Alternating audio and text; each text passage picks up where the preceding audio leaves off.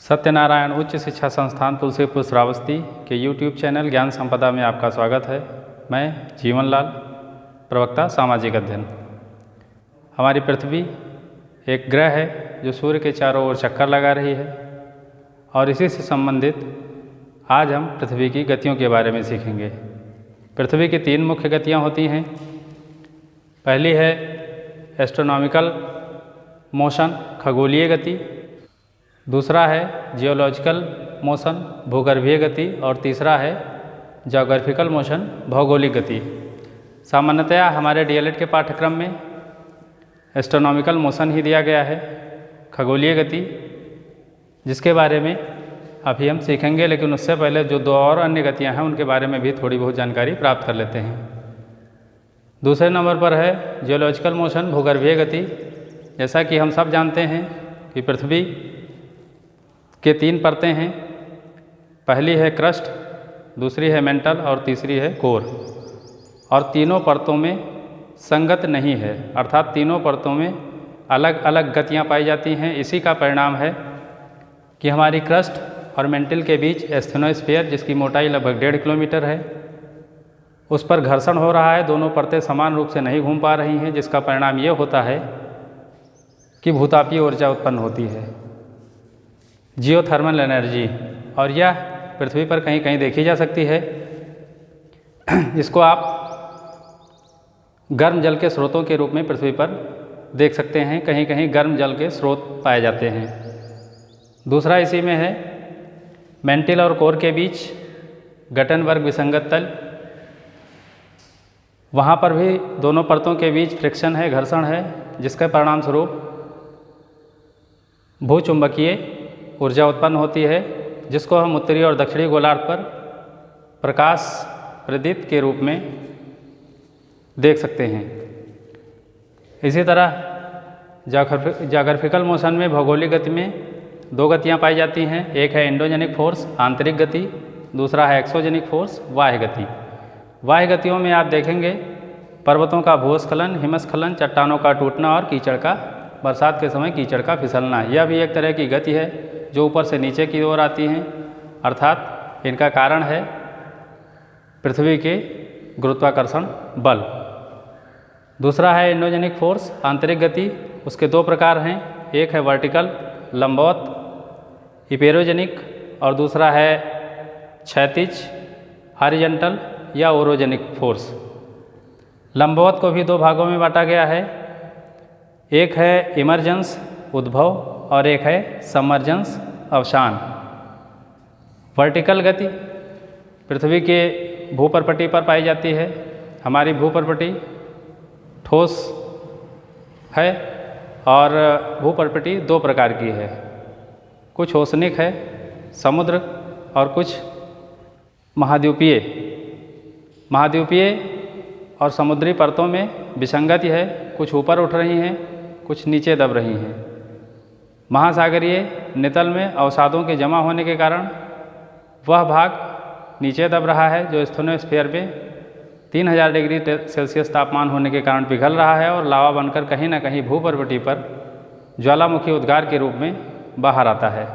यह हो गई वर्टिकल मोशन, लंबवत गति। दूसरा है क्षैतिजीय या हॉरिजॉन्टल। इसके भी 2 प्रकार हैं। एक है टेंशनल फोर्स, तनाव मूलक। दूसरा है कंप्रेशनल फोर्स, दबाव मूलक। पृथ्वी की प्लेटें एक दूसरे से दूर जा रही हैं, जिसके कारण उनमें तनाव उत्पन्न हो रहा है। बीच में दरारें खुल रही हैं, नीचे का मैग्मा बाहर आ रहा है और सख्त होकर उसके ऊपर समुद्र खुल रहे हैं, महासागर और सागर फैल रहे हैं। यह हुआ तनाव मूलक। दूसरा है कंप्रेशनल, दबाव मूलक। जब 2 प्लेटें एक दूसरे के विपरीत जाती हैं तो कहीं ना कहीं किसी न किसी अन्य प्लेटों से टकराएंगी, जिसके परिणाम स्वरूप नए वलित पर्वतों का निर्माण होता है। जैसा कि आप देख रहे हैं, हमारा भारत और यूरेशियाई प्लेटों के बीच हिमालय, नवीन वलित पर्वत इसी का एक परिणाम है। अब हम अपने पाठ्यक्रम के अनुसार एस्ट्रोनॉमिकल मोशन में आते हैं। खगोलीय गति। खगोलीय गति दो प्रकार की होती है। एक एक्सियल रोटेशन, परिभ्रमण या दैनिक गति, जिसका समय 24 घंटे का है, और एक ऑर्बिटल रिवोल्यूशन, परिक्रमण, वार्षिक गति, जिसका समय 365 दिन का है।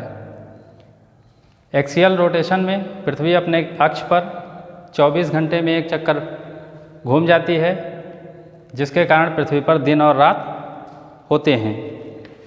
ये हमारी पृथ्वी है। इसके किसी एक स्थान पर सूर्य को लंबवत मान लेते हैं। पृथ्वी 24 घंटे में एक चक्कर पूरा करती है। इस प्रकार पूरी पृथ्वी पर दिन और रात बराबर बने रहते हैं। पृथ्वी के एक भाग पर जहाँ प्रकाश होता है वहाँ दिन होता है, जो पीछे भाग होता है जहाँ प्रकाश नहीं होता उसे रात कहते हैं। और इन दोनों को बांटने वाली लाइन को प्रकाश वृत्त कहते हैं। इसी तरह दूसरी गति है परिक्रमण। इस गति के कारण पृथ्वी पर ऋतुएं बदलती हैं।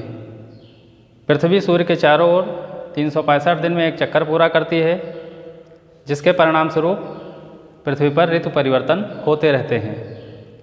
हमारी पृथ्वी अपने एक्सिस पर, अपने अक्ष पर 23.5 डिग्री झुकी हुई है। इसी के परिणाम स्वरूप पृथ्वी का उत्तरी गोलार्ध कभी सूर्य के सामने होता है, कभी दक्षिणी गोलार्ध सूर्य के सामने होता है। यहाँ इस चित्र में देखें, 21 जून को पृथ्वी का उत्तरी गोलार्ध सूर्य के सामने झुका होता है, जिससे उत्तरी गोलार्ध में ग्रीष्म ऋतु और दक्षिणी गोलार्ध में शीत ऋतु होती है। पुनः पृथ्वी अपने ऑर्बिट पर आगे बढ़ती है और 23 सितंबर को सूर्य पृथ्वी के विषुवत रेखा पर या भूमध्य रेखा पर लंबवत होता है, जिसके कारण विषुव होता है और उत्तरी गोलार्ध में शरद ऋतु होती है। फिर थोड़ा और जब आगे बढ़ेंगे, 22 दिसंबर में सूर्य मकर रेखा पर लंबवत होता है। दक्षिणी गोलार्ध सूर्य के सामने झुका होता है, जिससे दक्षिणी गोलार्ध में ग्रीष्म ऋतु और उत्तरी गोलार्ध में शीत ऋतु होती है। इसी तरह 21 मार्च को सूर्य पुनः भूमध्य रेखा पर लंबवत हो जाता है और उत्तरी गोलार्ध में बसंत ऋतु होती है।